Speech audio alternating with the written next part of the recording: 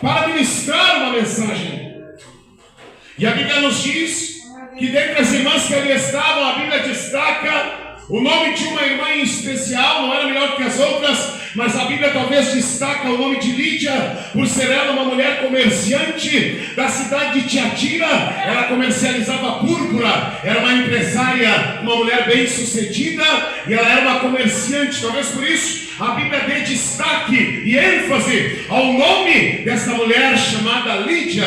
Lídia ali estava. Paulo começou a pregar o seu sermão, a ministrar a palavra na unção, no poder e na autoridade do Espírito Santo.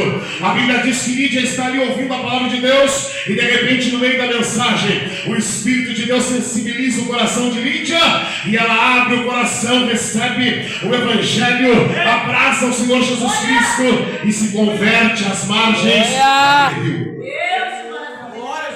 Foi a primeira pessoa que Paulo ganhou. E a igreja começa então a dar o seu pontapé inicial, a formação da igreja Macedono, da igreja na cidade de Filipe. Depois que Paulo ganha a Lídia para Jesus, Paulo seguindo adiante na sua trajetória missionária. Agora Paulo se depara com uma jovem, uma moça.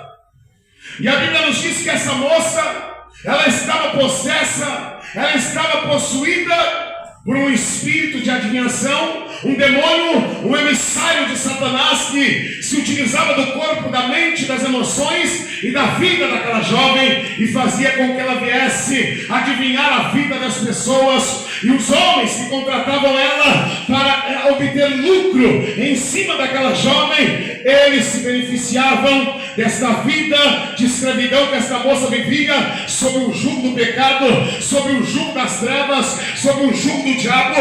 A Bíblia nos diz então que Paulo e Silas foram perseguidos durante muitos dias, não por aquela moça, mas pelo espírito maligno que sobre ela estava, incomodado com a presença dos missionários que ali estavam, incomodado com a presença de Paulo, Silas e Timóteo, que carregavam a presença, a virtude, a autoridade e o poder do Espírito sobre a sua vida. Paulo diz em Efésios 6:10 em diante, na sua carta, que a nossa luta não é contra a carne, que a nossa luta não é contra o sangue, mas contra os principados, potestades e hostes espirituais da maldade nas regiões celestiais. Você não milita contra alguém comum como você não milita contra o teu semelhante. A nossa luta não é uns contra os outros, nós lutamos contra seres invisíveis, nós lutamos no mundo espiritual.